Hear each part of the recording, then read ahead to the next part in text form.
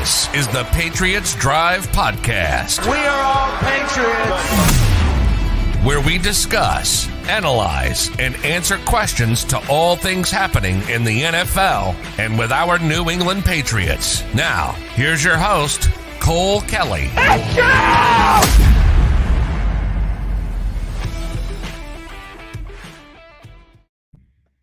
Welcome into another edition of the Patriots Drive Podcast. Patriots take on the 4-2 Los Angeles Chargers in LA this weekend, Sunday at 4:05. Should be a good one. Chargers have been really good this year. They're just coming off a bye, same as the Jets last week. So coming off a bye week, they're well rested. Not a lot of guys on the injury report. Should be a good game. They just got stomped by the Ravens a week before the bye, so I'm sure they're going to be looking for a W and trying to get that sour taste out of their mouth. So should be a tough challenge for this team, and if they play anything like they played last week, it should be a heck of a game. So I'm excited for this one, but I'm here with my co-host, Jace Campbell. How's it going, Jace? It's going good. I'm excited to see how the Patriots come and play on the road, West Coast, after a big game, a much-needed home win, and see how they, retaliate, come back, and play a much better Chargers team that has an MVP caliber quarterback there and some dudes around him to catch the ball and stuff. So I'm excited to see how they handle the road trip, handle coming off of a big win, and getting some national media hype around them and seeing if they can keep this streak rolling. Yeah, they're undefeated on the road so far, so got to win this one to keep that streak up. For sure. I think that as we get into this, previewing the game, I think one of the big things is the Chargers defense has been very, very good this year. Passing the ball, they have allowed the second least amount of passing yards all year, only 1,200 yards all year. Where they can be beat and where they have been susceptible to giving up a lot of yards is in their rushing attack. They've given up the second most yards, only behind the Texans. They've given up 975 yards in the 6 games they've played. And I think that, or I guess it would be 5, right? Because they had a bye last week, so they've only they're 4-2. So 4-2. So the 6 games that they've played. So I look for us to get there and establish a running game like we did early with the Jets. I look for hopefully the offensive line to be somewhat similar to what it was last week. I don't think they changed anything up. No new injuries, no guys coming off of injuries. So I think it's going to be pretty much the same as we saw last week. I look for Damien Harris and that offensive line to establish how this game's going to go early and make it a physical battle. Because if we can keep the ball in Damien Harris's hands, in the offensive hands, and not give turnovers to and short field to Justin Herbert, I think that we're going to be in good shape for this game. So controlling the ground game and having that offensive line punch out holes like they did last week for Damien Harris is going to be big for me. Yeah, and I mean, we saw what happened last year, but that was a different team. That was a different coaching staff. A lot of that game, if you go back and watch it, it was a lot closer than it. Well, I mean, we won 45-0. They didn't score at all, but the game was a lot closer than it seems like it was. It was like 14-0 kind of around halftime. And then we blocked the field goal, returned it for a touchdown. Gunner got a punt return for a touchdown. So there's plenty of different things that happened that were kind of not the coach's fault, but special teams last year for the Chargers was horrendous. So I don't think there's anywhere near the same team this year. Herbert has another year under his belt. Mike Williams is exploding. He's doing incredibly well. Keenan Allen's a beast, one of the best route runners in the league. So it should be a fun one. I mean, losing Jonathan Jones is tough. We got a couple of guys that we just signed to the practice squad, and one guy hopefully coming back from a concussion soon, possibly this week, maybe next week. We'll see. So it's definitely going to be a good game. It's going to be a hard-fought football game in a new stadium. Going to be fun. Hunter Henry's revenge game. He's going to be returning back to LA. I think a lot of the guys on the team are excited to get out of the New England weather for a few days. So it's going to be a fun trip, and hopefully they come home with a W and make the business trip worth it. Yeah, that's the big thing is you're going East Coast to West Coast. We talk about it all the time, right? You're 2 hours ahead of me where I'm on the West Coast, and on where they're going on the West Coast, they're even an hour behind. So they're actually going 3 hours later than what they're used to in New England. So this 4:25 kickoff is really a 7:25 kickoff on the East Coast, where what they're used to. Thinking time difference, if they kick off at 4:05 in LA time. It's Eastern time for 4:05 Eastern. So LA 1:05. LA, yeah. So LA, it's 12. It would be 1. Oh yeah, you're right. 1:05. It is 4:05 Eastern. You're right. So it's pretty much like a midday game for us, right? Yeah. It's essentially what we played last week against the Jets. So it's a little different. It's not going to get dark like some people think it will be. There in a dome. That comes into play where there's no crazy weather. So yeah, it's going to be interesting to see how they go and take on this road trip. It's one of the farthest games they're going to travel all year. They're not going to travel far to this because they don't have a game in London or England like some teams do. They're not going to get farther than this. So how this young team, new team that's coming off a big win handles traveling across the coast, across the country will be very, very interesting to see. And if they're jet lagged, if they look lackadaisical coming out, because we all know the Chargers, they've been sitting home for 2 weeks now, right? They had their bye. They don't have to travel anywhere. They're going to be relaxed. They're going to be ready to play, especially after the butt whooping they took to Baltimore. So they're going to have to come out and start fast with this Chargers team. Yeah, for sure. And that's one of the few things. That was one of the things that they had struggled with throughout the year is starting slow. They started slow in a lot of games. Past couple of games, they've been starting fast. They started fast against the Cowboys. They started extremely fast against the Jets. They never let up, never let their foot off the gas, and that was just a beatdown. So they got to do that here. Hopefully they get there the day before and kind of get settled in and are ready to go and get their warm-ups in and are ready right at game time instead of getting warmed up first quarter of the game and getting down to this football team. That's not going to be what we want in this game. The key to this game is going to be getting a lead and sticking with it, because if we can consistently run the football well and we have a lead and we can just run the clock down and continue to run the football, pound it down their throat the entire game, then that's going to be a much better game plan for us than playing from behind against this extremely talented offense and having to throw the football on this passing defense that's been pretty solid this year. I mean, Asante Samuel Jr.'s been great. Derwin James is a stud. Joey Bosa is a great pass rusher, and he can do his fair share in the run game as well, but he's definitely better at pinning his ears back. So it's going to be definitely a tough challenge, and I think it's going to be another layer of finding out what this team has. If they start out fast on this long road trip in LA, completely, I mean, all the way across the country, as far as you can get from New England, it's going to be a big challenge. So I'm excited to see how this team responds. Yeah, you talked about it. If we get one-dimensional where we can't run the ball, Joey Bosa is going to have a heyday. This team is not very good. I shouldn't say not very good. They're not like top, 10 in the league at getting sacks. They only average 2.2 sacks a game through their 6 games, which is about 16th in the league. But if we're one-dimensional and they know Mac Jones is going to blitz, or is going to pass, they're going to blitz him. And I don't know if blitzing him's the thing, because Mac Jones has shown the ability to throw it. He is completing, or he has a 73.4% passer rating when he's under pressure. And Justin Herbert has a 74.3. So 1% off. 73.4 for Jones. Sorry, 74.3 for Herbert. So very close. And people think they don't want to blitz Herbert, right? Because he's such a good, he gets it out quickly, gets it out to his receivers. Well, that's just saying you don't want to blitz Mac Jones either. So I don't know if blitzing's the option, but Joey Bosa is one of the most capable one-on-one pass rushers in the league, and we're missing arguably our best right tackle or tackle spot in Trent Brown, which who knows if he's the best anymore after the crap he's pulled and him not doing anything, but someone that we looked forward to stopping these, elite pass rushers in games like this, and now we all don't have them. So Michael Winu, Isaiah Wynn, guys like that that are going to be guarding him are going to have to be really locked in so Mac Jones doesn't, get taken out a lot.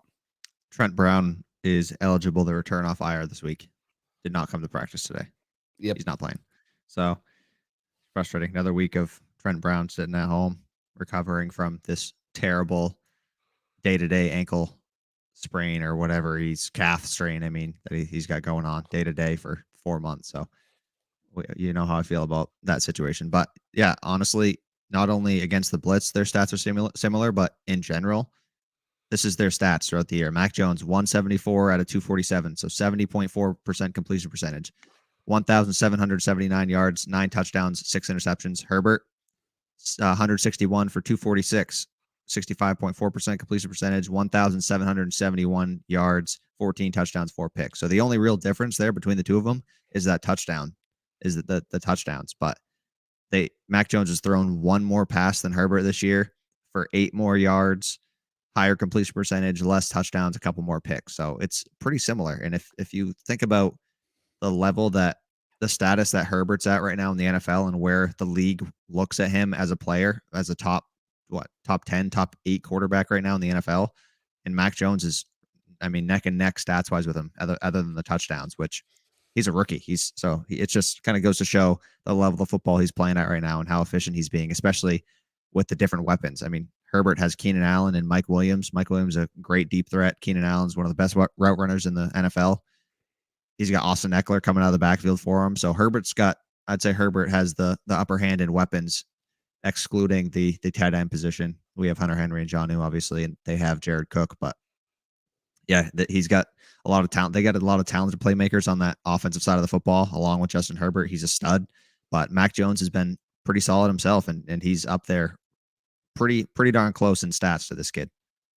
Yeah, and Justin Herbert on a bye last week, and he's averaging about 295 passing yards a game. So say you add that in, that's still not a significant, lead that he has over Mac Jones in yardage wise. It's really only the touchdowns, and you highlighted it. Mike Williams has 6, Eckler has 3, Keenan Allen has 1, Jared Cook has 2. So they have guys that can get open, and that's what worries me. Is I feel like guys like Keenan Allen, Mike Williams, who are averaging above 70 yards a game, might have a little heyday on our smaller corners. J.C. Jackson's very capable. You want Juwan Williams to step up, and that's, asking a lot. I don't know if that's going to happen, but he seems like one of the bigger corners that can hold up with these guys and give them a fight, but his coverage skills is nowhere near on par of what they would need to be to limit these guys. So the outside positions scare me a little. I don't know if Duggar showed a lot last week in coverage to be consistent enough. McCourty's had his woes. Adrian Phillips is a little smaller. So these bigger targets on the outside, kind of scare me a little this week, especially in the red zone. Jared Cook is very capable too. He's, kind of had a surprising year at his age.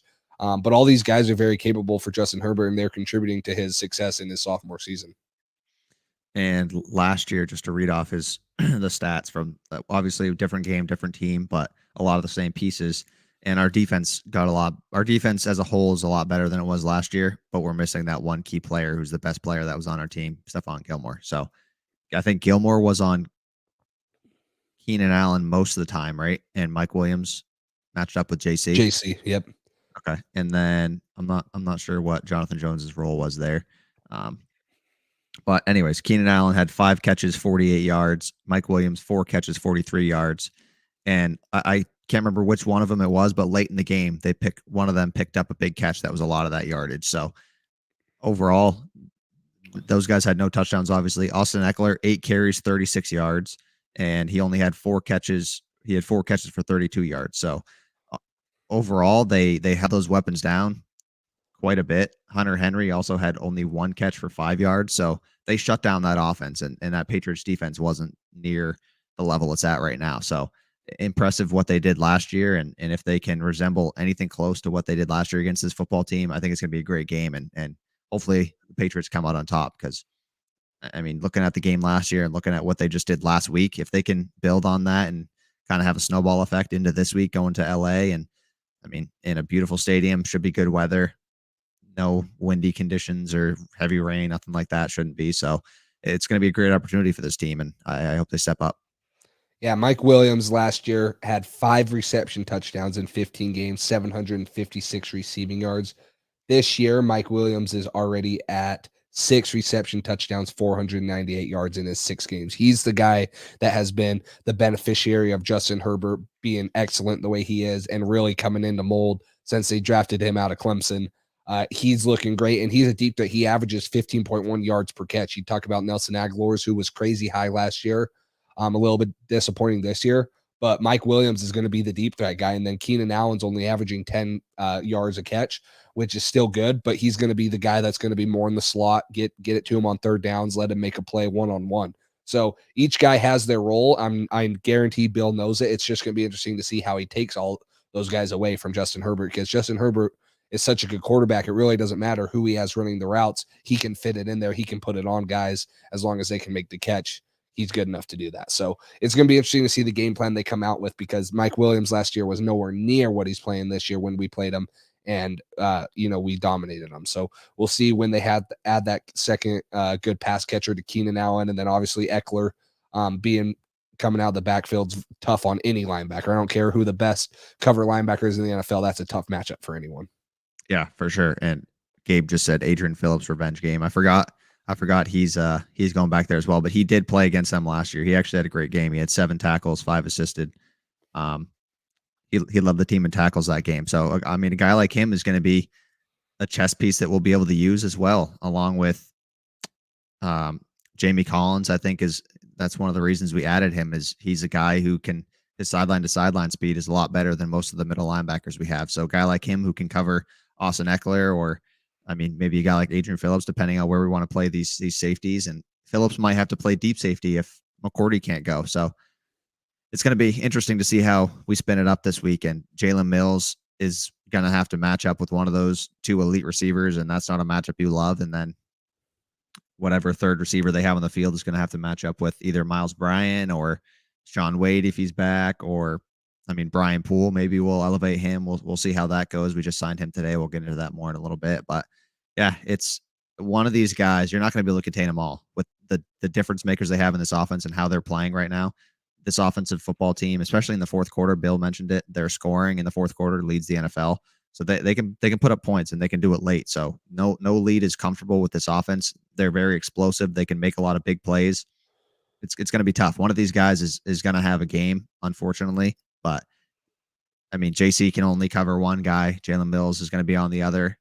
He started out the season well. He's had a couple of rough games back to back, so not great news. But hopefully he takes that and looks at the film and sees what he can do better and improves and focuses on doing that this week. And then, I mean, you never know if we can shut down Keenan Allen and Mike Williams, and then the defensive line does their job and the linebackers do their job on Austin Eckler. It's going to be a good day for Pats fans.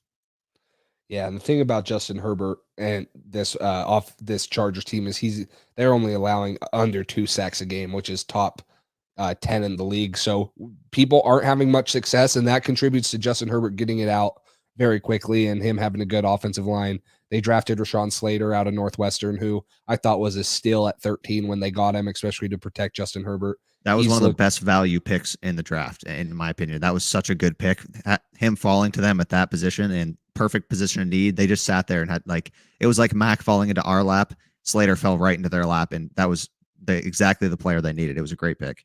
Yeah, and so he's been a huge contributor to them, and I love Matt Judon. I think Matt Judon is a beast, and I hope he eats just like the comments are saying. But Rashawn Slater he's a very capable rookie offensive tackle. He might be, he's probably going to be all rookie first team, and he's going to have a great PFF grade at the end of the year. He already does. He shut down Chase Young week 1, and it's a very good offensive line, and we're going to have to be creative getting some pressures on him. I have a couple clips here of Christian Barmore getting pressure on Zach Wilson last week that I want to show, because I think this is how we continue to get good pressure on quarterbacks. This is going to be oh god, this is going to be interesting because of Game Pass, but I think I might have figured it out a little. But you will see right here. So Christian Barmore, I'm going to pause it right here once they get set. So Christian Barmore, he's going to line up right here on the. Oh, can you see it? It says click to exit full screen. That's all it says. Oh, there you go. Can you see it now? Can you see it now? Nope. Same thing. Is it full screen right now? No, it's not full screen. So when I go full screen, it doesn't work. Try it again. Huh. This is weird. Is this full screen for you? It can you see it on my screen too? No. Can you see how it says exit to full screen right there? No. Nope. All right. Well, let me play it like that. Yeah. Well, okay. That'll be good enough. Okay. So you're going to see Christian Barmore right here on the right. Now, what they call this, what you're going to see is that you're going to see Kyle Van Noy, what we call soft meat. So Kyle Van Noy is going to blitz through the center. He is going to take out the right guard, or left guard in this case, the right guard for the defense. And Christian Barmore is going to loop and force Zach to flush to his right. So let me restart it just so we get this stupid gray overlay out. But you're going to see him soft meat. And this happened a couple games ago where Kyle Van Noy did the same thing. Totally clips the guard. Christian Barmore is able to get up there and get pressure on him, and they force a throw earlier than they wanted to. So I look for Christian Barmore to do more like that in a game like this, where hopefully we can get pressure both on the edges and up the middle. But I really am looking forward to Christian Barmore. He led the team in 4 total pressures against the Jets last week. And none of them ended up being sacks, but when you're getting 4 pressures, 2 of them were QB hits and 2 of them were hurries, that's going to affect the game positively. So I look forward to Christian Barmore getting a little bit more involved in and getting a sack, hopefully, too, not just pressures. Yeah, I mean, he's certainly doing his thing back there. He's making an impact. And that play right there, I think, was on 2nd and 10, I think it said, forcing a tough throw, forcing him into 3rd and long. If he doesn't do that and they complete 5 yards on that, 3rd and 5 is a lot easier than 3rd and 10. Your playbook opens up a lot more in 3rd and short than 3rd and long. So, I mean, he's making his impact. I believe there was a stat today that Barmore is 3rd in franchise history he's 3rd in the most pressures by a rookie, or in his first 7 games as a Patriot. He's trailing 2 guys, and the number 1 guy is Richard Seymour with 20 pressures, and I think he has Barmore has 17. So the kid's good. He's going to be a stud. I'm super excited about getting him as a draft pick. He's making an impact as a pass rusher. He's already an extreme threat to an offense. They have to worry about him, Judon, Van Noy, all these different guys blitzing. If Hightower gets in there, Bentley, we got a bunch of different guys that can make an impact, and Barmore's certainly doing his job. And if he continues to make plays in the run game, he was the biggest guy on that 4th down stop the other day against the Jets.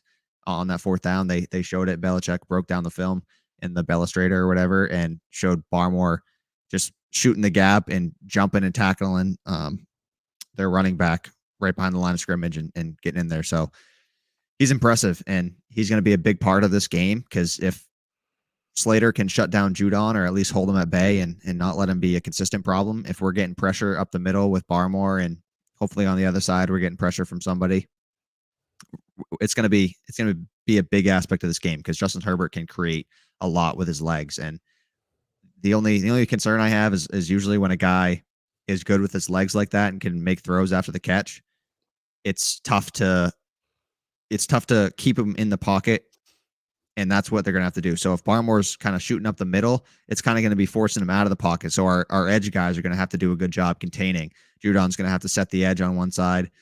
Kyle Van Noy or one of our other outside linebackers is going to have to kind of set a circle around him on the other side and let Barmore pressure up the middle and hopefully force him into some bad throws, or force him to take a sack, throw the ball away, something like that. But it's definitely going to be a big aspect of this game and the success that we have against this offense. Yeah, this is 54 seconds of Christian Barmore's best plays against the Jets. I just wanted to play it while we continue to talk about him. But there's that first play that we saw of him, getting the soft meat, flushing Zach Wilson out, clear frustration. But the way he moves for a big guy, this is a little better view where you see Van Noy take him out for him, and then he's able to there. But the way he moves for a big guy, I mean, this is him chasing Michael Carter down the line. Yeah, it's a 5-yard gain. But for him to come outside the lineman, come back in, chase him down and make a play, he's just impressive. And I think he's only been getting better. We saw him struggle a little bit in the run game to start off the season. This is the 4th down stop. This is the one I really wanted you guys to see. They'll show a back angle of it. But he is coming from the backside, and he chases it down, blows through the guard. I hope they show a little better angle. Blows through the guard. Let's see if I can pause this right here. So he is 62 right here. I don't know if you can see my cursor, but he's right to the right of Michael Carter, and he's bulldozing him through, and then he stops him, a yard or 2 short, and that's a big play for us, and we go down and score off of it. So the way he's been improving in the run game has been encouraging, along with the things that he's been doing in the pass game. So he needs to continue to develop and continue to help us get pass rush on these quarterbacks, because Judon and Uche have slowed down in the last 2 games. Yeah, and I mean, that'd be another big factor. If Uche actually steps up and looks more like he did in the first couple weeks, that's going to be a big difference maker this game. Because, I mean, going against Slater time after time, if Judon's doing that on one side, if Uche can do that on the other side, he'll get an easier matchup, obviously. And if he can force Herbert to step up in the pocket and Barmore's creating pressure up the middle, that's how you create pressure on a quarterback like that, who can do so many different things with his leg and his arm. So Uche is going to be a factor. If he steps up, that'd be big for us. I know it's tough to look at last year's game and then say, hey, this is a pretty similar football team. Why shouldn't we beat them 45-0 again if we have a better team this year than last year? And I know that's easy to say, but the amount of mistakes that they made on special teams, getting a blocked field goal, letting up one or two punt returns for a touchdown, or maybe it was one, and then the other one got called back for a penalty, right? By Therese Hall, I think. Which was a pretty bullcrap play, honestly. Yeah, I agree. Well, it was a blindside, right? Yeah. Yeah. I mean, bullcrap call, yeah, I should say. Yeah. So I don't expect them to do that. They just signed a new kicker and Andre Roberts as a kick returner, punt returner today. So that's going to be something we're going to have to focus on. Hopefully their new kicker struggles a little bit. And Roberts is going to be a guy that we have to pay a lot of attention to because he's explosive and probably going to see a lot of Jake Bailey kicking it out of the end zone. And then hopefully having some good hang time so he doesn't have a chance to return. But Cody Davis had a big week last week, had 5 tackles in the kicking game. So those guys, if they do their jobs, we got a great unit with Slater, Bethel, and Cody Davis and those other guys. So they are doing their job. Should be all set. Should be good to go. And other than that, it's going to be, can our offense stop their defense, and can our defense stop their offense, and can our offense run the ball on this team and pass it a little bit as well? For sure. Well, let's get into, I want to go into this question right here. We have a graphic for it. Rune Dog, sorry if I said that wrong, asks, have y'all talked about OBJ, Allen Robinson, and Brandon Cooks? Which one do you want, and which one do you think we'll get? Which one do you think we'll get if we get one of these guys? So if I had to say, Allen Robinson seems like the most likely one, which I don't know how likely it is. Bleacher Report put out an article either today or yesterday that said the 4 most likely teams to get Allen Robinson: the Eagles, the Patriots, the Steelers, and the Saints. And the biggest thing being for the Patriots to go out and get a receiver like this is because our highest guy is Jacoby Myers, averaging 55 yards a game. And Allen Robinson does not seem happy in Chicago, and they can't seem to protect Justin Fields long enough to get the ball down to Allen Robinson. I know Allen Robinson, if he did not sign his, player, did he get franchise tagged or? Yeah, if he didn't sign that, he would have hit the open market, and I would have been interested to see if New England would have maybe made an offer to him other than one of the 2 tight ends that they did, still get one of them, but maybe go for Allen Robinson. So I think on the question you asked, either Cooks, Robinson, or OBJ, I think OBJ, we've heard that too much, and we're sick of it now, and we've seen he's kind of past his prime, right? He is not playing good. He's coming off an ACL injury. And for me, I like Allen Robinson, who's 6'3", a big target, adds another element in the red zone where we have Jacoby Myers, Kendrick Bourne, who are really, thriving in the slot and being able to get open. So for me, Allen Robinson is the guy that I would want New England to go out and get. I just don't know how likely it is.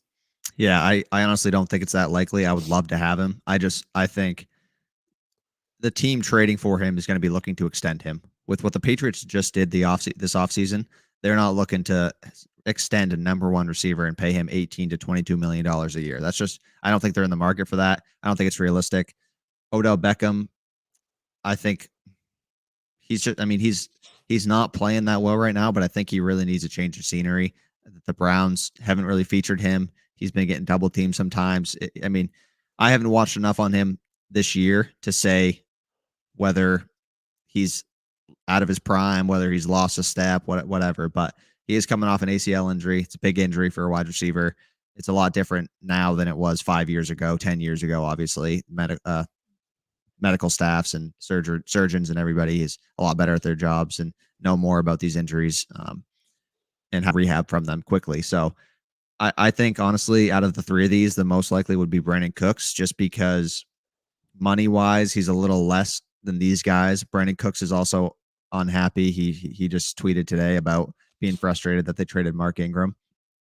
His 2022 cap hit, if traded this season and before any restructure, will be $13,735,294. So his current deal voids after the 2022 season. So that's not bad. Just under $14 million for Brandon Cooks, a guy who's shown a lot of potential. Everywhere he's been solid. So if he's unhappy and he wanted to come here, that'd be great. I mean, Brandon Cooks as the X on the outside, and then maybe Aguilar, and then either Jacoby Myers or Kendrick Bourne as that third receiver with one of our tight ends would be I mean, that'd be exciting. But honestly, I don't think we're going to make any of these moves. We don't have a ton of money, and we got bigger problems in the wide receiver position. I know everybody wants to see explosive plays and adding wide receivers, adding big name guys, but that's just not what this offense is built to do right now, in my opinion. I think we got two solid tight ends. Our wide receivers are being productive enough. Kendrick Bourne and Jacob Myers are doing their jobs. Nelson Aguilar he doesn't look like he's producing a lot, but he's doing a lot for this offense by taking the top off the defense and drawing safety's attention deep. So he's making an impact, whether you see it in the stats or not. He is making an impact, and he's making it easier for these guys like Kendrick Bourne and Hunter Henry and Jacob Myers to get open and create one-on-one matchups. So I think we're fine. I don't think we need to trade for a guy that we're going to have to extend him and pay him $20 million a year. OBJ is already on a contract. I think his cap hits like 16 to 18 million, somewhere in that range. So out of all three of them, I think Brandon Cooks is the most likely, but I still don't see us doing any of these three options, to be honest. Yeah, for me, my favorite option out of this, and it's not getting any of them. It's keeping whatever we'd have to give up. I don't know what the asking price would be for Allen Robinson. I would hope that no one trades a first-round pick for him, because I think that would be highway robbery. It might be a second, it might be a third. But for me, I'd rather see New England go after a receiver in the draft. There are plenty of guys that will be there. Where New England are, we figure we're not going to win the division and probably make a deep run, bearing some massive, changes and a great run. But I project us to being picked in the low 20s, maybe mid 20s, hopefully not the teens, but maybe. And I think that there's three great receiver options there in the draft. Two of them are out of Ohio State. One of them's out of Arkansas. I think Chris Olave is a dude that can be very good for us if we were to go after him. 6'1", 189. 189 pounds. He's a senior. He has 32 receptions on the year, 18 touchdowns for 8 touchdowns for 518 yards. He averages 16.2 yards per catch. The other guy out of Ohio State, Garrett Wilson, who has been an absolute game changer for Ohio State, probably one of the best route runners in this class.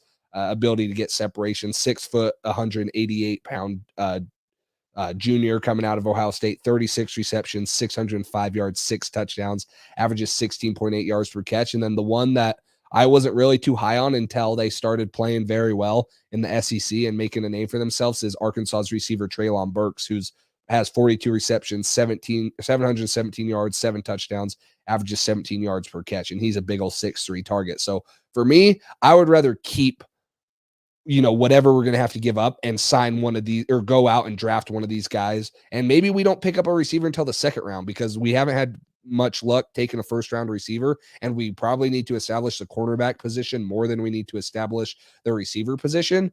But for me, I would rather just hold out and go get one in the draft, whoever that is, whenever that is, than trade for Allen Robinson and have a chance at losing him next offseason. Yeah, I want to touch on a couple comments here real quick. So Brandon Cooks, according to Pat's cap, Brandon Cooks if he were to be traded to a new team this week and the Texans did not redo his deal before the trade, his cap number for his new team would be $1.9 million. This number decreases to $1.7 million next week. So, I mean, not bad for the rest of the year getting Brandon Cooks for that number. And his 2022 cap is not that bad either. Gabe says, but honestly, Cooks is just a smaller Aguilar and it would be repetitive. I agree in a sense, but I also think Cooks is a better receiver in my mind. He's a little bit better. He's more precise route running. He's kind of a bigger play guy than Aguilar has been in his career. He's more sure-handed as well. Aguilar struggles with drops. Brandon Cooks doesn't really drop the ball as much. He's a little bit better in that aspect and route running and as a deep threat. So I think they're good at different things, but they are pretty repetitive. We just signed a deep threat in Nelson Aguilar this year. That's his job, is to take the top of a defense and draw attention to safeties and have people have to have safety help and stuff like that. But this one as well, we need a dominant downfield threat who's virtually unstoppable at the point of attack, someone who plays like an animal. We already have that, Gabe, and I think you know that. So this comment just doesn't make any sense. We got N'Keal Harry, and he is an animal. I don't have that video on me, but we already know what N'Keal Harry can do. He is an unstoppable threat downfield. So we got that in the book, and we don't need to add anybody like that. We got him. Yeah, and someone for me too is that I would like to go after in the draft, and this is just going off of ties to Mac Jones at Alabama. Alabama has punched out 2 first-round receivers in the past 2 years, and they might get 2 more this year. Jameson Williams or John Menchie. the third. I think one of those guys, Jameson Williams transferred, so he didn't play with Mac Jones. But John Menchie played with Mac Jones last year. He built a rapport. He has chemistry with him. I would not, hate that whole idea of going out and getting John Menchie. He's a 6 foot, 195 receiver out of Alabama. If he's anything like any of those other four guys, you're coming out pretty well. And he might be someone that could be available in the early second round, maybe late first, depending on where we draft or if we trade back or trade up. And we don't get one of those top three guys. So I don't know, maybe you're reuniting like we saw for Joe Burrow, like we saw for Tua with Jalen Waddle, getting a college receiver that he's familiar with here. I like going through the draft to find a receiver more than I do trading for an Allen Robinson, OBJ, Brandon Cooks. I just think that there's going to be more value there, not to mention, having to give up assets and paying guys a lot more than what you would a rookie. Yeah, no, I agree with you there. If anybody wants to know, anybody doesn't know who John Menchie is. Yeah, bring him on, baby. I would be a big fan of this pickup. I mean, he kind of was in the shadows of Devonte Smith and Jalen Waddle last year, but when Jalen Waddle went down with his injury, he was a dude. And I mean, I would love it. His 40 time is, I'm trying to pull this up right now because I saw it. I don't want to mispronounce it. He has the top end speed. He's ran, maybe I can't pull it up right now, but his stats on the year are 52 receptions, 601 yards, 5 touchdowns. Last year with Mac Jones, 55 receptions, 912 yards, 6 touchdowns, average 17 yards a catch. So you see it here, just deep ball after deep ball from Mac Jones last year, him connecting. They have a rapport, honestly, and we've seen Joe Burrow have success with reuniting with Jamar Chase. Maybe that's something that New England looks at and says, hey, we haven't had much success in drafting an early receiver, but let's go get one that Mac Jones is comfortable with. Yeah, I mean, that'd be great. I honestly don't think we'll take that path just because we're probably going to need a corner. I think that's going to be a big deal if we don't address that in the offseason. Even if we keep J.C. Jackson, I think grabbing another corner is going to be something that we need to do. So having a corner in the first round, even a linebacker or deep safety to replace McCourty at some point, an offensive tackle, depending on if Trent Brown retires from the NFL with that calf injury. So we'll see where they go round one. They have had trouble in the first round with receivers. Gabe just said, just a notable fact, the Patriots typically haven't won a Super Bowl with a true wide receiver one, and that's true. They usually, I mean, they had Randy Moss for a year and went undefeated and lost the Super Bowl. So that was their experience with a true number one receiver. I mean, he was one of the most dominant receivers in NFL history. He was incredible. But usually they look at a true wide receiver one as a wasted asset and a waste of money when they have so many other positions on the field. They like to have a lot of good football players and great football players at specific positions, but they look at it as, hey, we have a great system that helps wide receivers have success as long as they do what they're supposed to do. They're thinking of an offense is, hey, as long as this person does exactly what they're supposed to do on this route and everybody runs their routes correctly, depending on the defense and the coverages and stuff like that, no matter who we put out there, we could put Joe Schmo off the street and he's going to get open because our offense is built for success. So I think that's why they don't typically go after those number one true receivers who are asking for top dollar. We've never really had, I mean, at least not recently, we've never really had a true number one receiver that's, I mean, made it just a ridiculous impact on this football team. A lot of our top receivers have been slot guys, and that's not top talent receivers. That's just guys who are gritty and tough and are doing their jobs and running their routes correctly, and the system helps them out, and that's what it's built to do. So I think that's kind of why they never have really loved the idea of going after big name wide receivers for top dollar. I just think we're in a little different situation right now, and I don't agree with going after a top receiver for top dollar. Like an Allen Robinson is going to demand in free agency. But I think that when you have a young quarterback like Mac Jones, it's a little different than having a 15, 20-year vet like you saw with Tom Brady when we had it. Tom Brady could throw it to anyone. Mac Jones, I'm not saying he can't throw it to anyone, but it helps to have guys that he's confident in that can go up and make those contested catches, you saw it. I truly believe if we have a little bit better playmakers, or if Aguilar is playing a little bit better like we thought he would when we signed him, that we maybe have one, maybe two more wins under our belts. The lack of weapons has hurt Mac Jones more than it's helped him this year. So yes, I agree with not going and getting a number one, but I still think if the answer is Aguilar's, coming out, and who knows if that is, I don't know if I want to wait 2 years to see if that's what it is. I'd rather go out and get a receiver at some point in the draft, but we obviously need to address corner too, and that's a story for a whole nother topic. Now we're just getting off of the Chargers preview, but trade deadline coming up, so I have to have those talks. But yeah, it's just seeing where Mac Jones goes from here as progression, see if he needs another receiver, or if the defensive secondary continues to struggle, see if that's where they need to go. I'd be more interested in them trading, like talking Tuesday trade deadline. I'd be more interested in them trading for a defensive back than a receiver. Yeah, I agree. I think that would make more of an impact on the team this year, at least. Yeah. A little bit of breaking news, really unfortunate.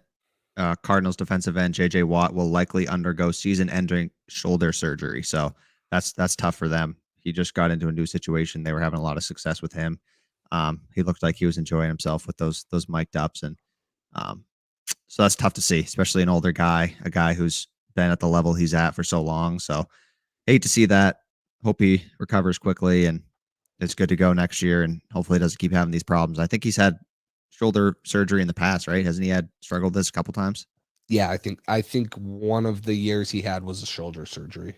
Okay, yeah. So that's always tough to see. You never like to see players getting hurt, especially when their team is doing so well and having so much success and promise. Looks like they could make a little playoff run here. So, but back to the Patriots, yeah, wide receiver wise, that's kind of what we were talking about last offseason was, hey, I mean, if you're going to draft a rookie quarterback, having a true number one receiver is something that really usually helps them. That's what we were kind of talking about with Julio Jones when there were talks going if the Patriots are going to trade for him. If we had Julio Jones, that's a big target, a big number one veteran guy who is going to make a difference and who Mac Jones could rely on. I mean, we saw how much Justin Herbert relied on Keenan Allen last year and Hunter Henry having a big tight end. And I think that's kind of the only thing missing from this project of Mac Jones and what this team's doing to help him.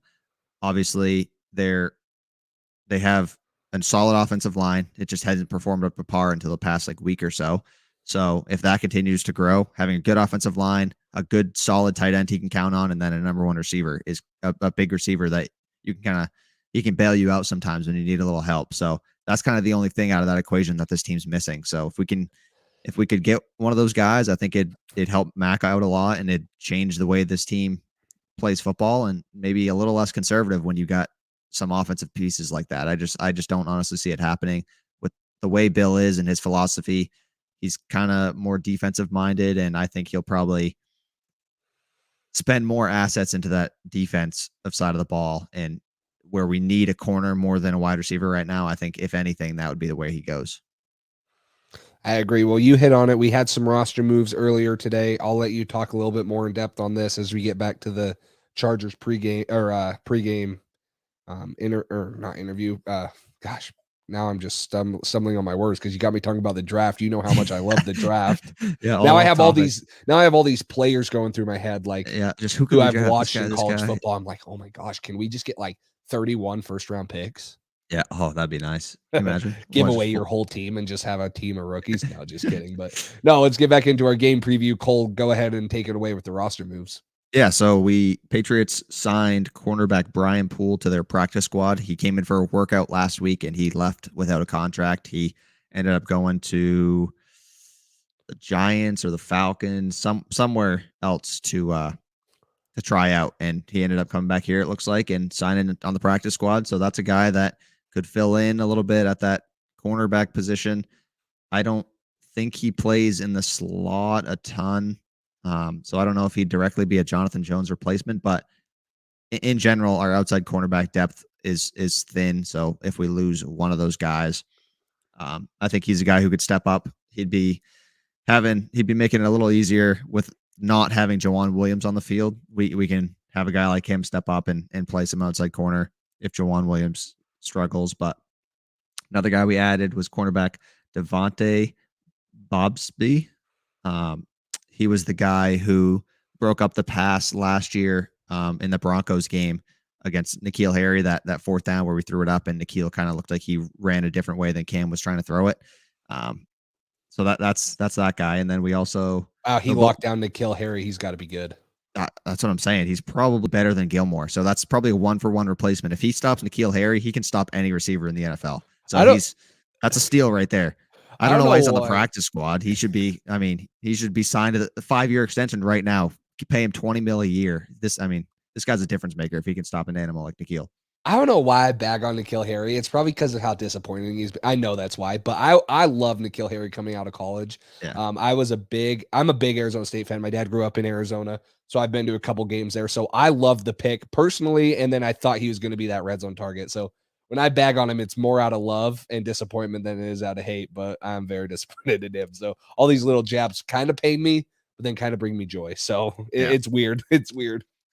I really do like N'Keal. I am a fan of him, and he was one of the first players I ever interacted with. So I have a soft spot in my heart for him, but you gotta take it lightly, I guess, when we're talking about these guys. It's just joking around, obviously, but yeah, he has been a disappointment. It kind of stinks because I think he had a lot of potential. I think at first we weren't really using him correctly, and at this point, I don't really know what the deal is. It still seems like we're not really using him. Gabe. Yeah. You can never truly lock down an animal, though. Even the kennel can't contain him. They're always going to get out, right, Gabe? Exactly. I always mean, getting out. They tried to put him in a kennel, and he broke right out. That's what animals do. You know what I mean? You can't contain an animal like him. I mean, like little puppies and stuff like that, you can put in a kennel, but animals like N'Keal, there's no cage big enough that can hold him in there. So they tried to trade him away. He found his way back. Exactly. He requested a trade. They said, nope. You're staying here. We're putting you on a leash and you're staying here. But anyways, another guy we signed, those two corners are both the practice squad. So another guy we signed was linebacker Calvin Munson off the Dolphins practice squad. We signed him to the active roster. So he might be a little bit of a cash Malawia. Yeah. The Wyoming linebacker. Yeah. Cash Or Harvey Lange. Mm-hmm. Harvey Lange. Yeah. He just went on injured reserve, so he's probably a replacement for Harvey for the next few weeks, I guess, on the active roster. So, few guys there. I think those two corners, one of them could maybe Poole can make an impact and be on the active roster, be one of the game day elevations over the next few weeks. I don't know. It's tough. I don't think we've actually talked about it. Jonathan Jones officially had season-ending surgery, so he's done. That's a big loss. You could arguably say that he's our best cornerback right now. I mean, JC's playing pretty well, and the past couple of years he's been great. But Jonathan Jones is extremely underrated corner. The way he plays slot cornerback week to week and shuts down some of these extremely fast wide receivers, and he's extremely consistent and one of the top slot corners in the NFL. And I think he's a big part of this football team. So that is a big loss. I guess the good news is a lot of the top corners, a lot of the top receivers are more outside receivers. So that's kind of JC territory, but yeah, it is a tough loss. And I agree with Gabe here. One thing that we haven't touched on is the Shaun Wade concussion. He was back in practice for the first time today. So if he steps up and takes some reps, even at nickel, at slot corner, that could be a role he could fill, I think, pretty well. We saw how much he had success playing slot in college.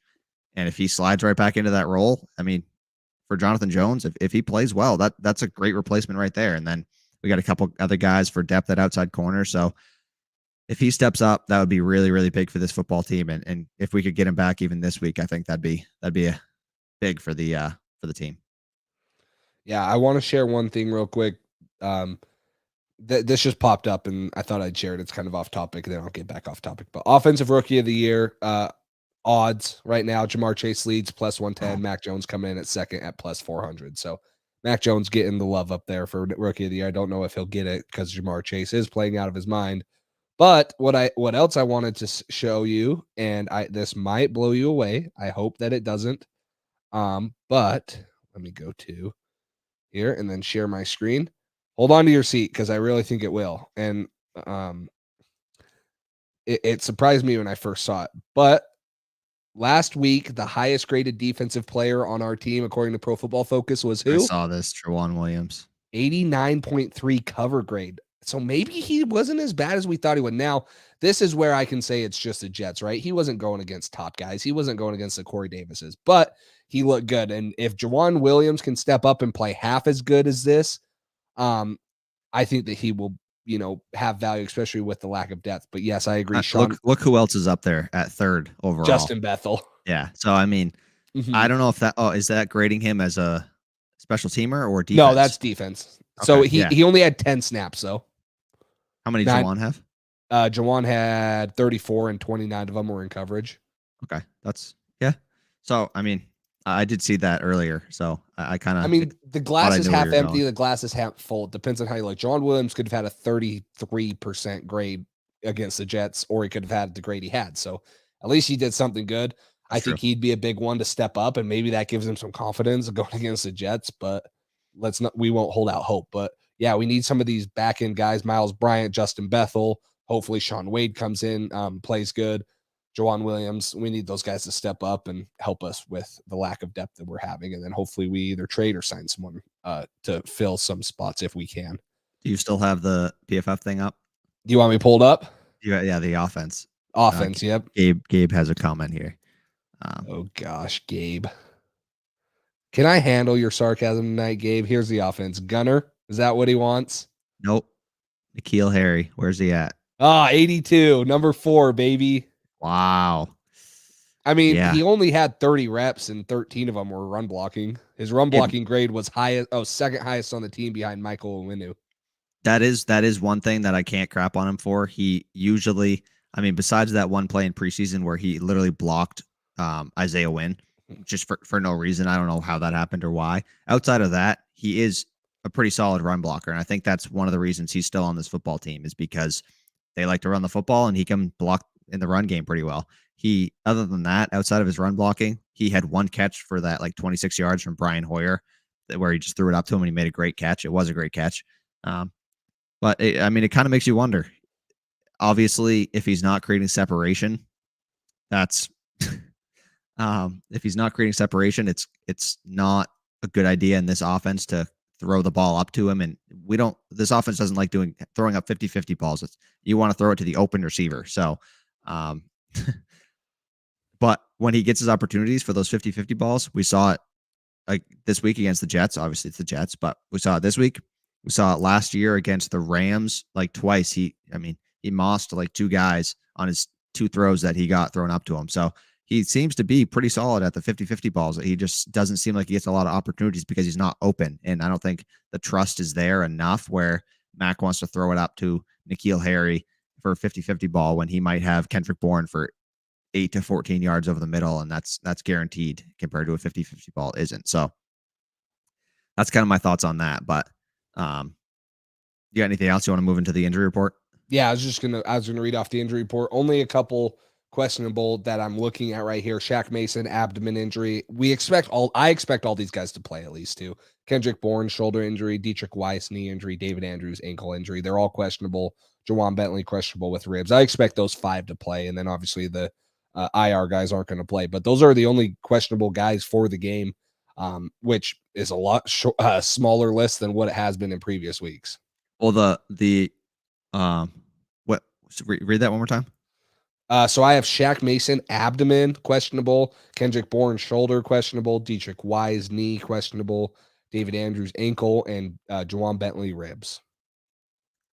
Okay. Those are the guys I have on the Pro Football, game that I'm looking at. Okay. The official injury report had 15 on it, limited. But it was... for practice, right? Yeah. Okay, I'm looking at the game. That's why I was looking at practice. So, yeah, game status is there. I expect everybody to play. The only real questionable that I think is going to be Shaq Mason, like you said. Hightower, obviously, he didn't play this past week. Wise, we'll see. Bentley, we'll see. And then is McCourty not even... McCourty wasn't listed on the injury report? That doesn't make sense. They were talking about fully healthy. They were talking about there was a report today that McCourty was going to be week to week, and it's really up in the air whether he'll play this week or not. So I'm not really sure what that situation is. I was going to say McCourty's the other one that I'm really questionable about. So I guess we'll see. The big ones is going to be kind of McCourty, Jonnu, Shaq Mason, Hightower. Everybody else I expect to play. I even expect Jonnu to play. Hopefully Shaq Mason. The good news is that he was at practice. We had full. Nobody missed practice today on the active roster. That's not on IR, obviously. So that was good news. So hopefully he didn't re-injure that abdomen too bad. Hopefully it was just like a little kind of hurts a little more than it did. Let's sit you out the rest of the game since we're up by 40 points. So hopefully that's what it was. And hopefully everybody's good to go this week because we could use every single one of these guys against a really good Chargers football team.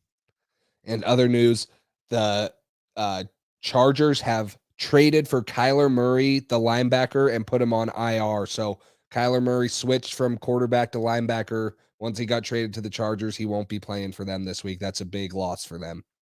That is big news, especially because he's like 5'6". So if he was playing linebacker, trying to meet Damien Harris in the hole, I wish he wasn't on IR because that'd be great. I mean, Kyler Murray trying to stop Damien Harris, I like that matchup for us. So that's a tough one that they lost him for this week. I'm just laughing because I bet my dad's watching this and he's like a half asleep, half awake type of guy. So he probably just heard through his phone Kyler Murray traded. And he probably like panic woke up and I'll probably get a text here in a couple of minutes because he didn't hear the whole thing, but he heard a little bit of it. So Kyler Murray, yep, traded and he's on the IR for the Chargers. So there you go. Believe it if you want it, or don't believe it if you want it, but I'm looking at it. So and Gabe is exactly right here. Nikhil is a player who thrives off balls that shouldn't be thrown to begin. Oh, I told you he'd comment. I told you. That's funny. That's awesome. There really is a K Murray on the injury report. Look, I can show you my screen. Let's see. Oh, it's going to be too bright. Yeah. There it is. K Murray on the Chargers over here. Wait, this is bad. It's too small. Too small. Anyways, there's a K Murray linebacker ankle IR PFF grade of 49. Sounds about close to Kyler Murray. So There we go. He's on IR this week for the Chargers. Jeez, yeah, that would be a big loss. Yes. All right, we got anything else on the preview before we do the other stuff? No, I say we hop into it. It's about time. I love doing these. Past couple weeks I haven't loved doing them. It's been a rough 2 weeks for me. I started off doing decent, but yikes! After that, hasn't been good so far. For sure. So you have the records. We don't have a graphic for it, right? You have the records though written down. Yeah. So last week, I was hoping you wouldn't bring it up, so I didn't have to read this out loud again. But this past week on the over unders, I went 3-5. Jace went 5-3. So that brings us to the year. I'm 8-16. Jace is 12-12.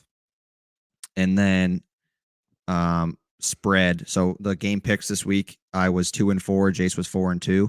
And that brings us on the year. I'm 13-13. Jace is 12-14. And then score predictions, we're 2-2. Jace was closer this past week. We both picked the Patriots to win, but Jace was, I think,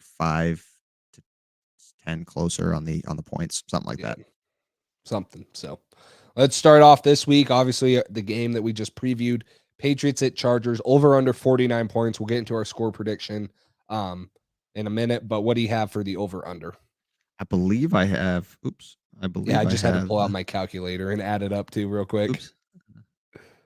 Yes, I have over. Okay. Yeah, you definitely have over. I just saw your score.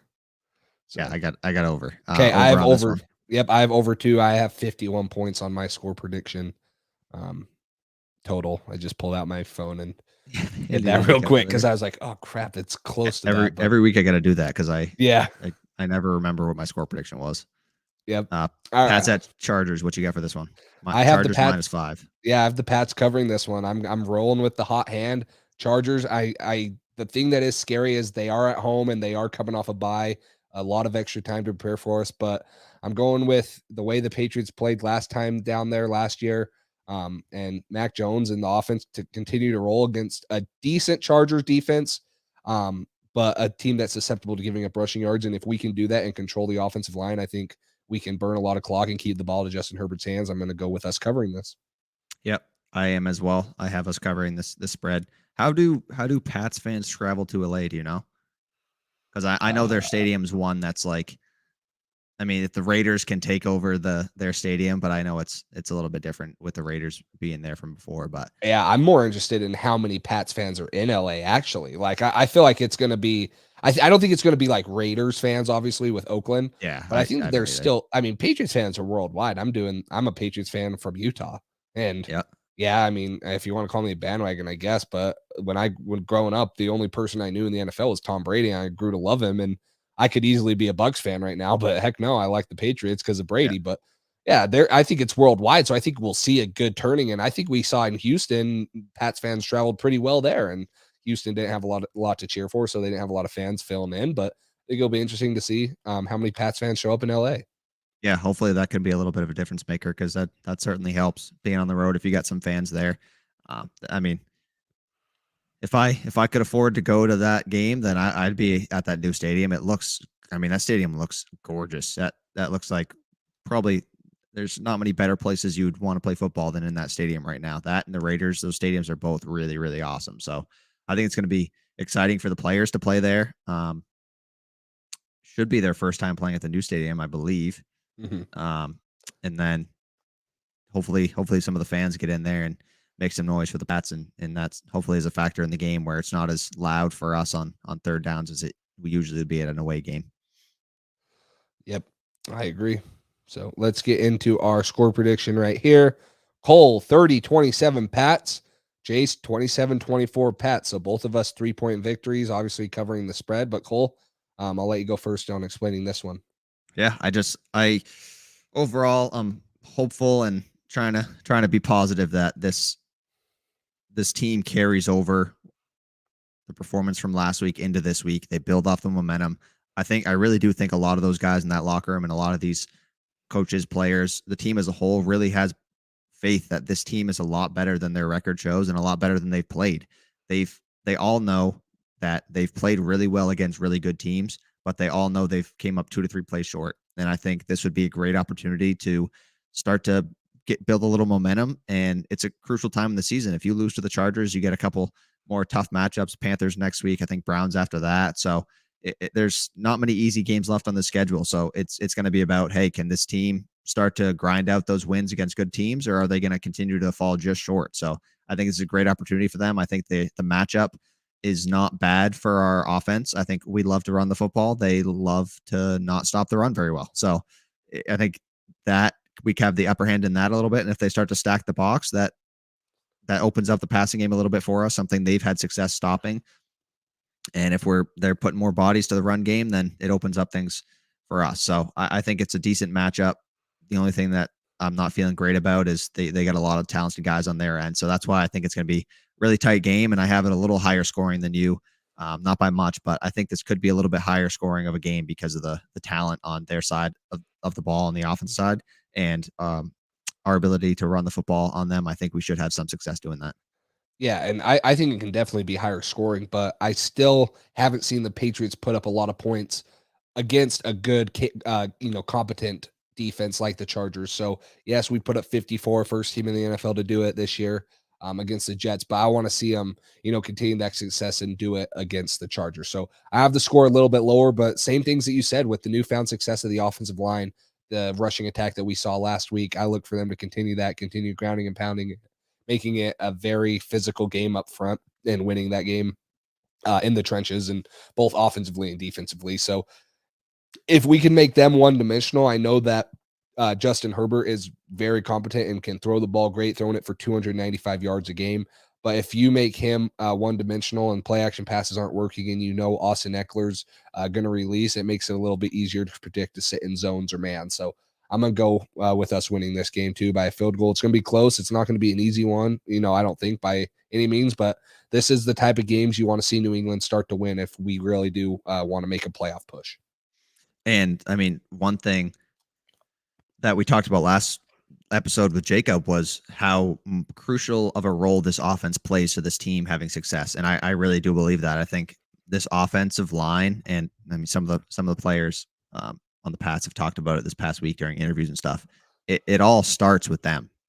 The success that we have in the run game starts with them. The success we have in the passing game starts with them. If they can block and give Mac time, we have success. If they can block and give Damien Harris a hole to run through, once he gets to that second level, there's not many guys who can tackle him one-on-one currently. He's breaking a bunch of tackles. He's making it really hard on the defense. So offensive line is going to play a huge role. If everybody's healthy enough to go this weekend with the same lineup we had last week, I think we should be able to run the football on this team. And I think it's going to be a great matchup offensively for us if we can continue to have success in that offensive line and running the football. Another thing is, obviously, we talked about Joey Bosa. He's an X factor for them on the defense side of the ball, along with Derwin James. If he blitzes off the edge, Joey Bosa, we got to get those guys blocked up.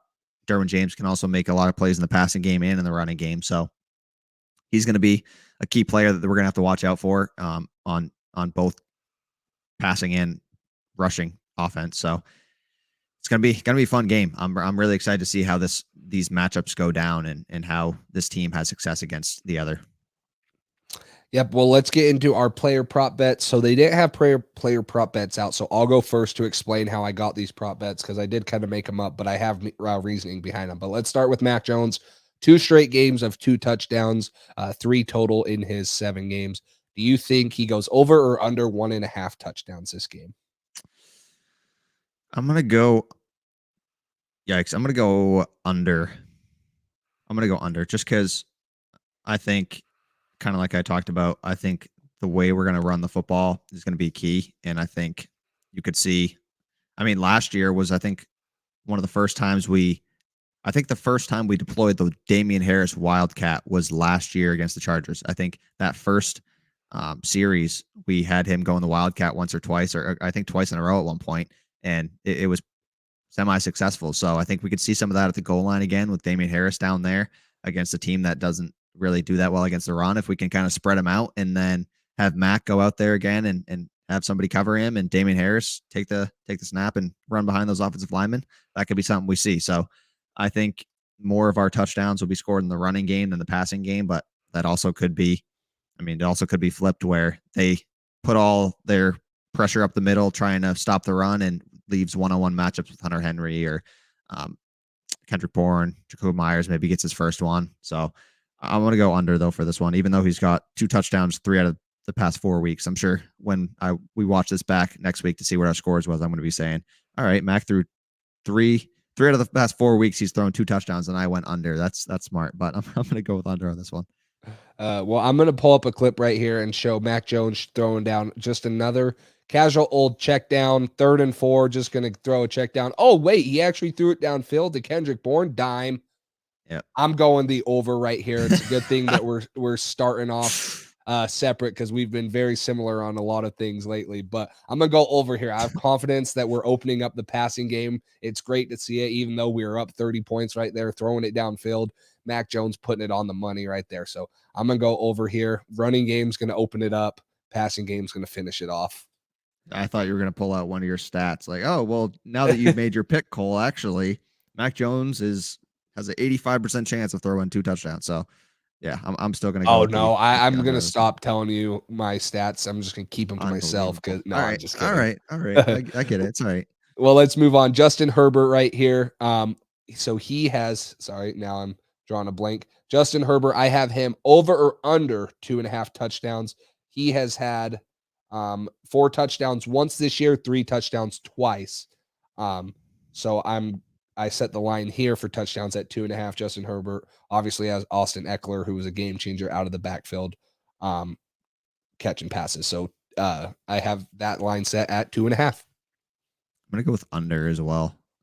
I think, he has had his fair share of success, but I have confidence that hopefully this defense can hold them down a little bit better in the red zone and maybe stop them from getting touchdowns, maybe kick field goals. And I think having a back like Austin Eckler and the offensive weapons they have, they might be able to spread us out and then run it right at the gut with Austin Eckler and have some success. But yeah, I could also see over, though, with Eckler in the backfield. If he throws a little screen pass to him, that counts as a passing touchdown. So, but I'm going to go with under for this one. Yeah, I'm going to go over here. I like that you're going the under. I'm going to go over. I think that Austin Eckler is more of a passing threat than he is a rushing threat, and people are going to be tied into the rushing game, but that's why he's so good in the passing game, is because he can get out so quickly and hurt you if you're not paying attention to it. So I'm going to go with the over here. I like his targets he has. Jared Cook is a very good target in the end zone, along with Mike Williams. Keenan Allen's a route runner. Austin Eckler. when you have a pass catching back, it always seems to make life easier. So I'm going to go over here. It's not a bad move if you just listen to what I say and do the opposite every week. Based off so far the past couple weeks, it looks like that's going to have success. But that's my strategy. You figured it out. Just kidding. All right, you're going first next time. And then you're going to say opposite. Yeah, no, then I'm just going to stick with you, and then we'll go down together, I guess. I agree with Gabe here, though. Great opportunity for Jonnu to have a good game. It looks like they featured him a lot last week, and until his injury, it's going to be another good opportunity for him to be featured out of the backfield, especially if we're doing well running the football and then we slip a screen to him, or if we're having some success running the ball and then fake a screen to Damien Harris and throw it on the other side to Jonnu like we did last week. That's something we might be able to see this week, just getting the ball in his hands. He's a playmaker, and he can do a lot of things once he has it. So another good opportunity for him to get involved. I think this team needs to continue to feature him because he's one of our best playmakers.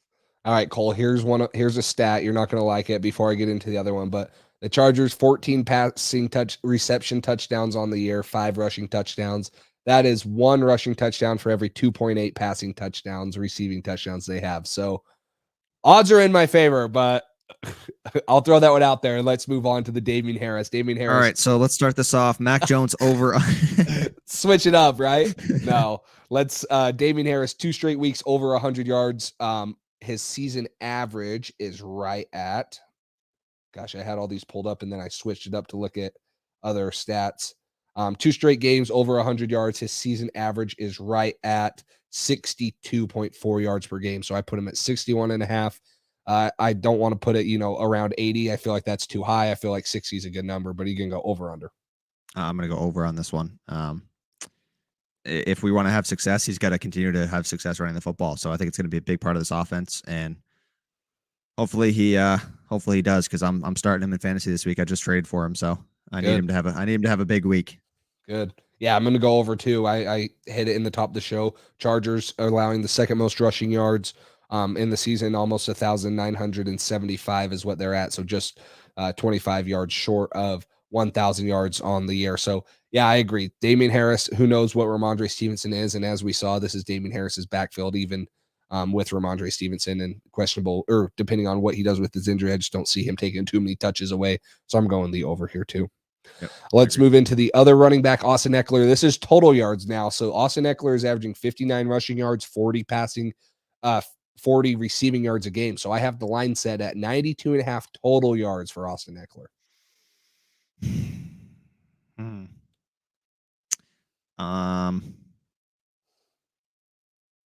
Yikes. I'm gonna go under. I'm gonna have some faith in this defense, and we've been pretty solid so far at being able to handle running backs even out of the backfield. Obviously it's a little different when we're up by a ton and we're playing softer coverage, but we held Zeke to decent numbers given the circumstances and how that game went. So I like our chances against a guy like that, even how talented he is. I think this defense hopefully continue to build confidence and chemistry and has a good game plan for holding them down again like they did last year. All right, I'm going to go over here. I'm just a big fan. I mean, it's unbelievable. You just continue to bash the Patriots every week. No, come on. It's ridiculous. Come on. They're going to put up yards. I mean, with Justin Herbert throwing for 295 yards a game, they're going to be throwing the ball. I think he gets at least 7 targets, and this is total yards. And I don't know how many carries the other guys are going to get. Justin, what's his name? Justin Jones or some. They have another running back. I can't think of. Backup. Yeah, they're backup. I know you have an Austin Eckler jersey coming in the mail this week, don't you? You going to put it up behind you for the post-game episode? I mean, he's on my fantasy team, so if he does good, maybe. Unbelievable. If he does good, no. So no, I'm just gonna go over. I mean, I think Juwan Bentley's improved, but this is an elite. You talk about elite pass catching backs. Christian McCaffrey, Saquon Barkley when healthy, Eckler, and maybe Aaron Jones. Even Najee Harris right now is looking pretty good out of the backfield. I mean, you talk about elite two-way guys. James Harris is a great pass catcher. Christian McCaffrey. Christian McCaffrey. And James White can't really catch the ball effectively. or not catch the ball. He doesn't run the ball effectively like Eckler does. I think this is what makes Eckler so good. So I'm going to go 92.5. I'm going to go over here. I know they're going to put up yards. This is a high-powered offense, and I think that New England has to have that bend, not break mentality where they're going to give up yards, but we got to continue our red zone defense and not let touchdowns in the red zone. We got to continue to give them field goals instead of touchdowns once they get inside the 20. It's because you live close to LA, right? It's the I'm flying to the game. Oh yeah, there you go. No. We play, so that stadium looks awesome, but it does. So I need to get to that one and Vegas now, because they both are the two new ones and they look nice. So when New England plays at one of them, I'll try to get down there. But yep. So what, we don't play Raiders this year, just Chargers, and then so Raiders will probably be next year if we play. Yeah, we should play them next year. AFC. Should. So hopefully it's in Vegas and I can take a road trip down on a Sunday or something, because it's only 4 or 5 hours away. But let's move on. Austin Eckler and Damien Harris. This is combined. Do we think that they will get over 1.5 touchdowns combined? Over. Damien Harris has 4. No Austin faith. Eckler has 0. Oh, okay. Wow. See, that's a true Pats fan right there. That's a Pats fan right there. You're homering them, man. I gotta admit, you're homering them. No, I'm gonna go over 2. I mean, I think that Damien. I bet Harris, you have Eckler for 3 and Dame for 0, right? That's what you're going with on this one. I mean, I was gonna say Eckler for 4 and Harris for 0. Oh, I was just gonna flip it. Yeah. No, I think Damien Harris can easily get 2 on his own. Like you talked about goal line touches, right? He's going to have that workload inside the 10. He could get 2 on his own. This was an actual line that was on DraftKings. Most of them weren't, but this one was actually on DraftKings. I thought this was way too low. 2.5, I'd still maybe go with the over. That's what I was going to say. I was kind of surprised it was 1.5. I thought 2.5 would be much better. This one's not made up. This is an actual line on DraftKings. And so if you want to go bet the over, life is too short to bet the under. So go bet the over on this one. I think this is a dang good bet. So yeah, I agree. I mean, I think either of these backs can go over that alone, and combined, I think they're both due to have big days, even though Eckler's going to have a horrible day, because that's what I'm sticking with. All right, well, let's move on to receivers. Kendrick Bourne. I'm going receptions on this one because yardage has been hit and miss with most of the receivers for New England. So I'm gonna go over 3.5 receptions for Kendrick Bourne. He didn't get that the last 2 weeks, but before that he has gotten he got 4 receptions last week, and then 3 against Houston, 5 against Tampa Bay, and 6 against New Orleans, only 1 against Dallas. So he's only been under 3.5 receptions twice. Twice, right? Sorry, I don't 4. have the first game. 4 times. 4 times? Miami, he had 1, Jets 2. Oh, Houston, sorry, 3, I didn't have the first 2 Dallas. games. It was shown the last 5. So you're right. Okay. So he's had 4 games under it, 3 games over it. So this is a pretty dang good line because he hasn't gotten double digits yet. But 3.5? Yeah, I'm gonna go. You said over, right? Yeah, I'm gonna go over here. I think that he needs to have the over, and he's been one of the most consistent ones, other than Jacoby Myers. If this was Nelson Aguilar, I don't like it. I like Kendrick Bourne here, though. I think he's going to continue to get an extended role. I agree as well. I think hopefully over, because I think the running game should open up some opportunities for him, especially that play action game. I mean, we've seen not a million, but we've seen a bunch this year already. When we run the football well and Mac Jones has that play action, Damien Harris and all the linebackers bite, Kendrick Bourne slips right behind him and Mac Jones fires it right over the linebackers. I think we could see that a few times this game. So hopefully going the over on this one. Hopefully he hits it. All right. Mike Williams. He is, currently averaging 83 yards per game. Talked about the crazy 15.1 yards per catch. So I have him at 68.5 receiving yards. And I'll go first here. I'm going to go with the under. I'm not Homer. I'm not freaking a Chargers fan. Okay. The under. I don't know who's going to be guarding him. But I think Bill is going to be very aware of what he has done so far this year, taking the top off of defense, and they will have someone over the top of him, if not JC Jackson guarding him outright, because of that big play potential. So I'm going to go under for Mike Williams with the game plan that the Patriots are going to put out for him. He's been very hit or miss with yards. I mean, outside of the first. So Week 3, 122 yards. Week 4, 11. Week 5, 165. Week 6, 27. So very, very inconsistent yardage wise. He's been kind of a touchdown monster. He already has 6 touchdowns in 6 games so far. So he's averaging a touchdown a game. I think I'm going to go with the under as well. Just kind of hopeful that one of our guys can hold him down. Maybe either Mike Williams or Keenan Allen is going to have over this. One of those Juwan two guys. Williams. Yeah, Juwan Williams is going to hold down Mike Williams for one catch for 2 yards. That's why I'm going with the under, because Juwan Williams is going to hold him down. True fan right here. Me. Yep, I believe in Juwan Williams. Yep. All right. Yep, true fan. Let's see what you got here. Henry's homecoming. I have Henry's homecoming. We did it last week. We got to keep it again. 5 in a row on his homecoming. Does he get a touchdown? Over half of a touchdown. Will he get another one? I got to go over here. I mean, homecoming for 5 in a row. I mean, he's got to get a touchdown in LA against LA. It's got to happen. So I'm going to go with the over on this. Yes, over. I agree. I'm going to go with it until he stops it, right? I'd rather be wrong on this one than with hitting the over than hitting the under and have him getting a touchdown. So yeah, I agree. We're going with the over here. I think that he's proved that he should be getting at least 2 to 3 targets in the red zone. And I'm going to say that one of those is going to be a touchdown. I agree. So. I mean, he's pretty much been our only red zone target in the red zone throwing the football. So, I mean, if you have the over on the 1.5 for Mac, then Hunter Henry should at least have one of those 2. So I'm going to go with that as well. All right. Well, let's get into our game picks. Thursday night, tomorrow, Cardinals, Packers. This line switched from 3.5 to 6 because Devonte Adams is on the COVID list and Allen Lazard. So Cardinals are now a 6-point favorite at home. JJ Watt, or not? Sorry, not at home. I don't know where it is. I think it's in Green Bay. But they're going up to.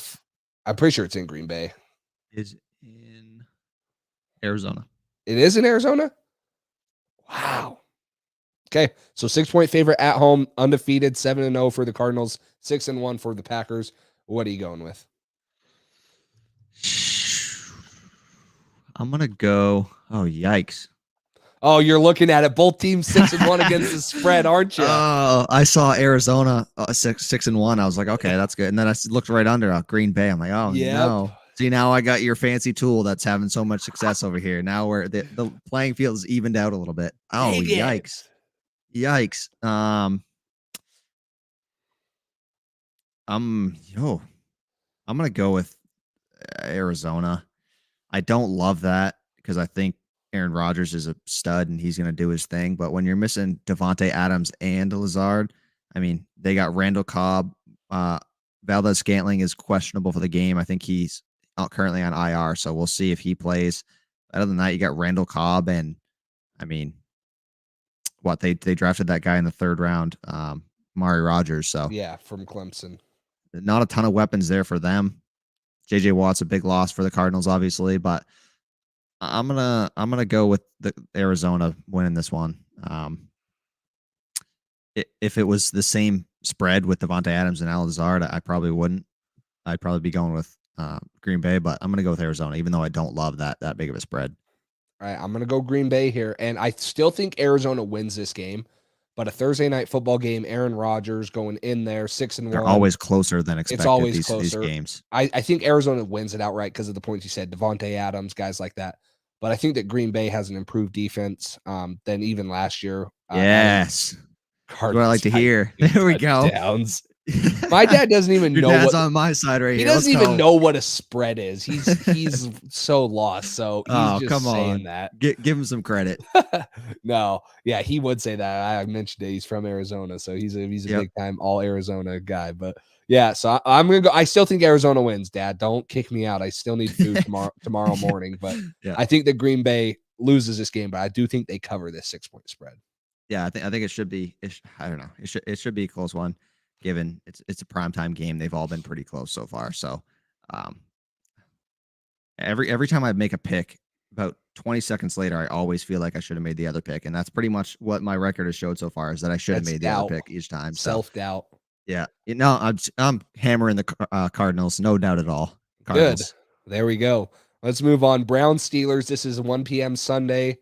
Browns are a 3.5-point favorite. Nick Chubb should be back this game. Kareem Hunt still on IR. Baker Mayfield still not playing. Should be Case Keenum. So Browns 3.5 against the Steelers. Yikes! Yeah, I forgot about that. And it's home game. This is home game for the Browns. Yeah. Yep. -3.5. 3.5. This is a divisional game too. It makes it interesting with it being a divisional one. Both of them fighting for wild cards. Are the Steelers? Do they have any major injuries? Not that I know of. So Browns. Nick Chubb's supposed to be back. You said. Should be back for them. Kareem Hunt's still out. Yep, Kareem Hunt's OBJ is probably going to be out, right? Yep. But Jarvis Landry's back. Yeah, he played last week against the Broncos, right? Yes. I'm gonna go. Yikes! Even though this goes against what the handy dandy against the spread trends says, I'm gonna go with Pittsburgh on this one. Divisional games are always close, and I don't know. The Browns kind of have quite a bit of injuries going on. That's some key positions that I don't know. The Steelers aren't playing well either. I'm gonna go with the Steelers. Okay, you're gonna go with the Steelers. I'm gonna keep switching it up. I'm gonna go with the Browns here on this one. This is close. Like, I don't think either of us have a wrong idea for picking either team. I think this is very close to a divisional one, but I'm gonna go with the Browns here, getting Nick Chubb back. They beat Denver last week, which not a very impressive win, knowing how Denver has played as of late. But I still think that I think the Browns at home, yeah, they do. I think that the Browns at home, they know they need to get some separation from the Steelers. Steelers 3-3, Browns 4-3. They need to get some of that separation to chase for a wild card and catch up with Cleveland and Baltimore in that division. So I'm gonna go with Cleveland covering this. Yeah. I mean, it's tough because if Baker is a quarterback here, I definitely think Browns. But although Keenum wasn't horrible, I think injuries play a big part in this one. And Claypool had a tough week the other week. I'm sure he's bound to bounce back. The Browns are out JOK, and so they got some key injuries there that I'm going to roll with the Steelers on that one. But it should be a good game. All right. Speaking of the crappy Broncos, Denver takes on the Washington football team in Washington. Broncos are a 3.5-point favorite. This is the 4:25 game on Sunday. Washington has not looked very good either, but what is your prediction here? Wow. Well, against the spread, yells one team. I mean, not by much, but one team has been absolutely horrible. Yep. I mean, it's hard to Broncos -3. Broncos haven't beat like anybody since the horrible 3 teams they started against. I think I'm going to go with Washington on this one. Some love for Fogg on that one. I'm gonna go with Washington and have some confidence for him. I agree. I've had confidence in Washington all year. I think that's because I eventually think that their defense is going to get out of a slump, and I just don't have that much faith in Denver. So I'm gonna go with Washington cover this. Also, we finally agree on one. Yep. All right, Sunday night football now. Moving on, Cowboys at the Vikings. Cowboys 2.5-point favorites. I'm gonna start off. I think this is very, very low for Dallas. I'm going the over on this one. Dallas. Come on. I already know you're looking at Dallas 6-0 against the spread. I already know you're just grinning at that one, like, oh yeah. Yeah. So wait until I was going to go first. Wrong. I was going to go first and then say, hey, why don't you switch it up a little bit? You're just going to pick the same one twice. Yeah, I'm going to go with Dallas as well. I think that's 2.5 points. You're basically picking who you think's going to win. I think Dallas is going to win. They're 6-0 against the spread, so that's a couple numbers to help us out in that decision. Yeah, and the Vikings have not looked very good defensively. I don't think that they're horrible, but Dallas Their offense is definitely good, but Dallas should be a shootout.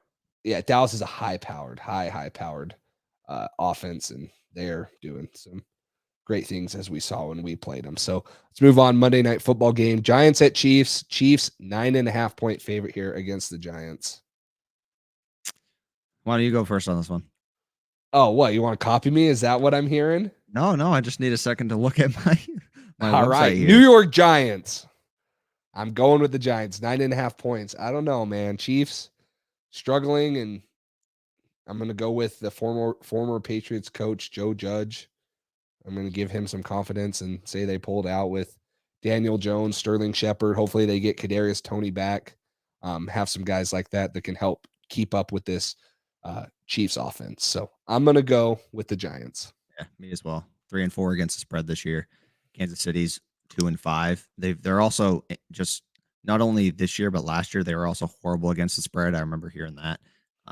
Not a great team to bet on against the spread. They're obviously favored by a bunch of points each week, and that's why. This Chiefs team hasn't looked like the team of the past. I'm sure they're going to bounce back eventually, and maybe this is the week they do that and beat down an opponent they should beat. But I'm going to go with Chiefs probably winning this game, but the Giants, I'm going to say to cover the 9.5 point spread. It's a pretty big spread. Yeah, that's a big spread. We thought that 13 was big for the Bucks, and obviously it should have been 30. So, but it's okay. I'm gonna go with the Giants here too. Imagine setting a 30-point spread at the beginning of the game and just 30 the crazy thing is I don't think that was the biggest spread of the week. I think that when I was looking at it, there were some 16 or 17 point spreads. There were two other games that had higher spreads last week than the Bucks one did. I can't remember who it was. I'd have to go back and look, but it was crazy how big some of those spreads were. So let's see if I can. Yeah, I'm gonna see if I can go back and.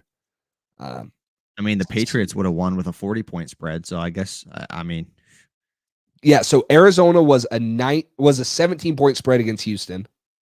Okay. Yeah. And the other one was, it was 31-5.